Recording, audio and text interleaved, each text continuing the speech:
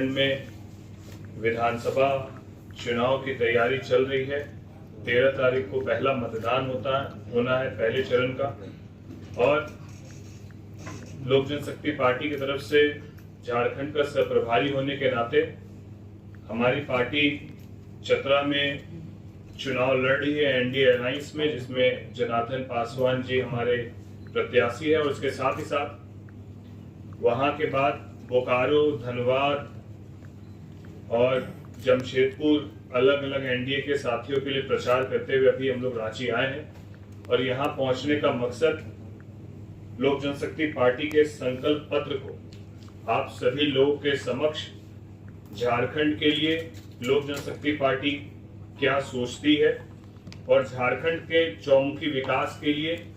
लोक जनशक्ति पार्टी की भूमिका क्या होने वाली है, इन तमाम विषयों को हमारे संकल्प पत्र के माध्यम से झारखंड की जनता के बीच हम लोग जाएंगे। और जिस तरीके से इस संकल्प पत्र की आवश्यकता इसीलिए पड़ी क्योंकि जिस तरीके से झारखंड में महागठबंधन की सरकार में लोग खुद को ठगा हुआ महसूस कर रहे हैं, जिस तरीके से अपराध देखा जा रहा है, जिस तरीके से भ्रष्टाचार देखा जा रहा है, जिस तरीके से सरकारी तंत्र पूरी तरीके से लचर अवस्था में है, यहाँ तक कि अलग अलग विधानसभाओं के दौरे के दौरान नौजवान साथी, युवा साथियों के द्वारा जो आक्रोश दर्ज कराया गया वो आक्रोश देखने योग्य था। और वो आक्रोश इसीलिए था क्योंकि खुद नौजवान साथी कह रहा है कि हम लोग विगत 5 सालों में 100% अपनी तैयारी किसी भी तरीके के झारखंड के एग्जामिनेशन के लिए करते हैं, तो यहाँ पर सभी सीटों पर कमोबेश झारखंड की जितनी भी सरकारी बहालियां हैं वो सब में भ्रष्टाचार अपने चरम पर है। योग्यता कम, परेशानियों का सामना करना पड़े और भ्रष्टाचार मुक्त झारखंड की ओर हम लोग अग्रसर। यहाँ पर आज हमारे साथ हमारे झारखंड के सम्मानित प्रदेश अध्यक्ष वीरेंद्र प्रधान जी भी हैं, हमारे साथी हमारे भाई आदित्य प्रधान जी भी हैं, पार्टी के हमारे शिव जी कुमार जी भी हैं और अभिषेक राय जी भी है, सहित सभी हम लोग पार्टी के पदाधिकारी। हम लोग का प्रयास यही है कि झारखंड में चतरा सीट जो कि 50,000 से ज्यादा की मार्जिन से हम जीतने जा रहे हैं, इसके अलावा जितने भी हमारे एनडीए के साथी झारखंड में अलग अलग विधानसभाओं में चुनाव लड़ रहे हैं, एनडीए के उन तमाम प्रत्याशियों के लिए हम लोग अपना 100% देकर झारखंड को महागठबंधन से मुक्ति दिलाकर और एनडीए की सरकार बनाने के लिए हम लोग सब संकल्पित हैं। और इसी के साथ आज हम लोग अपने संकल्प पत्र को आपके बीच साझा करने के लिए आए हैं। संकल्प पत्र में कुछ बोलिए, उसमें क्या कुछ आपने बिंदु इंगित किया है? संकल्प पत्र के सारे ही विषय मैं आपको बताया, तो स्वास्थ्य से लेकर शिक्षा से लेकर भ्रष्टाचार से किस तरीके से निजात मिले उसको लेकर, आदिवासी समाज जो है उसको लेकर,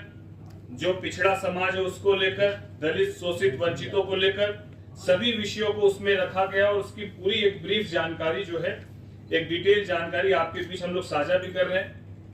वो आपके बीच अभी हम लोग रखेंगे। उसके प्रति उन्होंने कहा है कि हम इसका जो है जो सर्वधर्म कोड जो इसको हम लागू करेंगे, बिना उसके लागू किए यहाँ जो व्यवस्था जो हम लोग करना चाहते हैं वो नहीं हो पाएगा। इसलिए हमारी प्राथमिकता है कि हम लोग आएंगे तो उसको लागू करेंगे। आपकी लीडिंग पार्टी से इस विषय पे कुछ बात हुई है? ये तो सहमति तो बनती ही है, जब हमारे राष्ट्रीय नेता है जो बात बोल रहे हैं स्वाभाविक है वो सहमति बनाएंगे उस पर। जब जिस चीज पर वो डिटरमाइंड है कि वो ये काम करना है तो जरूर उस पर सहमति बनाएंगे। महिलाओं को आप लोगों ने 2,000 देने की बात की, आपकी लीडिंग पार्टी तो 2,100 रुपए की बात करती है, आप 100 रुपए कम कर दे रहे हैं।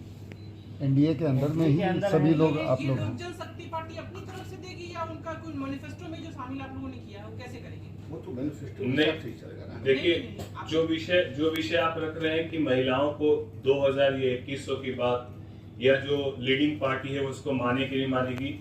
जिस तरीके से हम लोगों ने बिहार में बिहारी फर्स्ट के विजन को रखा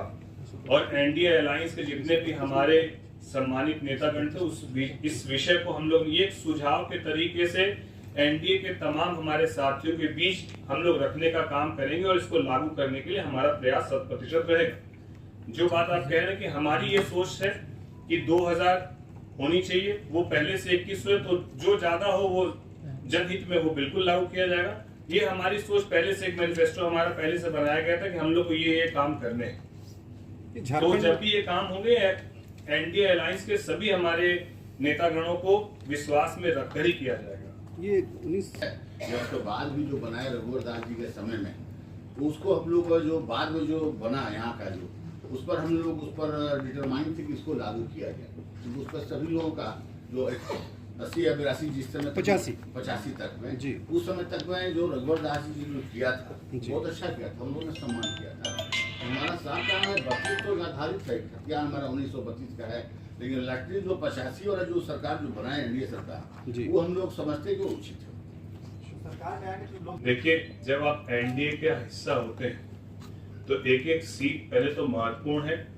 और घोषणा पत्र के पीछे का मकसद इतना मात्र है कि यदि हम एनडीए के साथी हैं या एनडीए में हम लोग साथ हैं तो हमारे सुझाव झारखंड को लेकर क्या है, वो सुझाव हमको एनडीए के बीच और अपने झारखंड के लोगों के बीच रखना है। स्वाभाविक सी बात है, जब आप 100 निर्णय लेते हैं तो उसमें 2-5 निर्णयों में अमेंडमेंट की जरूरत पड़ती है, बदलाव की जरूरत पड़ती है। लेकिन जब आप किसी विषय को रखेंगे ही नहीं, आपके अंदर क्या विजन है झारखंड के बदलाव को लेकर, यदि आप उसको रखेंगे नहीं तो आप एनडीए अलायंस का हिस्सा फिर कहाँ रह जाते हैं। और ये घोषणा पत्र, ये संकल्प पत्र झारखंड के विकास को लेकर है, किसी लोक जनशक्ति पार्टी के विकास को लेकर नहीं, ये पूरे झारखंड को लेकर। तो यदि झारखंड में हमारे जनार्दन पासवान जी झारखंड विधानसभा में जाएंगे तो वो भी तो झारखंड विधानसभा में एनडीए का हिस्सा रहेंगे, तो अपनी तरफ से झारखंड के विकास को लेकर अपनी बातों को मजबूती से रखेंगे। और जो विषय अभी आप कह रहे हैं वो विषय किसी पर्टिकुलर विधानसभा तक सीमित नहीं है, वो पूरे झारखंड में सीमित है। तो जब पूरे झारखंड की बात आएगी तो उसमें चतरा की बात भी आएगी। तो इसीलिए मुझे लगता है ये संकल्प पत्र इसीलिए आवश्यकता है कि हम लोग पूरे झारखंड की बात कर रहे हैं, अपनी बात को रख रहे हैं, और एनडीए अलायंस के सभी नेता बैठकर इस पर अपनी सहमति कमोबेश या कोई बदलाव करना तो उसको सुनिश्चित करें।